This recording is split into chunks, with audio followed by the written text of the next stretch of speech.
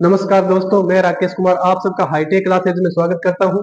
जैसा कि हमने आपको कल बताया था कि हम मध्यकालीन भारत से मिडाइवल एज से शुरू करेंगे। तो सबसे पहले आपको हम बताएंगे कि मिडाइवल पीरियड को क्यों प्राचीन इतिहास से अलग रखा जाता है, क्यों इनको अलग अलग करके पढ़ा जाता है। तो दोस्तों, एक ऐसा समय था, जरा सोचिए कि एक ऐसा समय था जब भारत में ना राजा थे, ना तलवारें थी, ना युद्ध होता था। फिर अचानक ऐसा क्या हुआ? कुछ तो ऐसा हुआ होगा जिसकी वजह से पूरा भारत युद्धों, राजाओं और किलों से भर गया। तो उसी से हम आज आगे शुरुआत करेंगे। तो दोस्तों, जैसा हमने आपको कल बताया था कि इतिहास को हम 3 कालखंडों में विभाजित करते हैं। पहला हो गया प्राचीन, एंशियंट। दूसरा मध्यकालीन, मिडाइवल। तीसरा आधुनिक, मॉडर्न।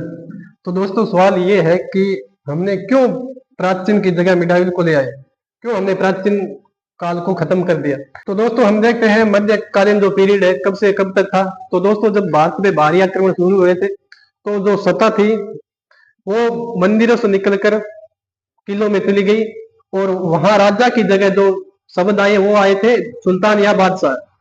तो यहीं से मध्यकालीन भारत की शुरुआत होती है। तो दोस्तों, हमें थोड़ा सा इसमें मध्यकालीन भारत और प्राचीन भारत में थोड़ा अंतर देखते हैं कि इनमें क्या अंतर है। जैसे कि प्राचीन हो गया प्राचीन भारत, और यहाँ पे मध्यकालीन भारत। जो यहाँ का समाज था वो ग्रामीण समाज था, और यहाँ पे शहर और किले।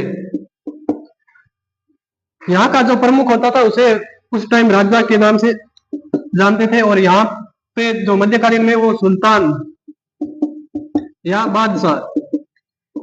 और यहाँ का जो प्रमुख केंद्र था, जो केंद्र होता है वो मंदिर था, क्योंकि जो सत्ता थी वो मंदिरों के हाथों में थी। यहाँ से मध्यकालीन में जो सत्ता मंदिरों से निकल के किलों या दरबार में, यही से सब कुछ होता था।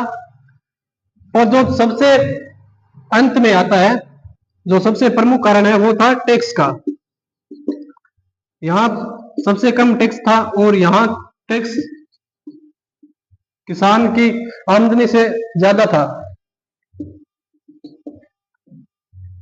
तो अगर हम इनको गहराई से समझे, तो जो एंशियंट है, जो प्राचीन भारत था, वो शांति का पीरियड था, और जो मध्यकालीन था वो सत्ता की लड़ाई के लिए था। तो दोस्तों, मध्यकालीन भारत की 3 प्रमुख बातें हैं। पहला हो गया स्ट्रॉन्ग रूलर्स, तो इसका मतलब है कि शक्तिशाली शासक।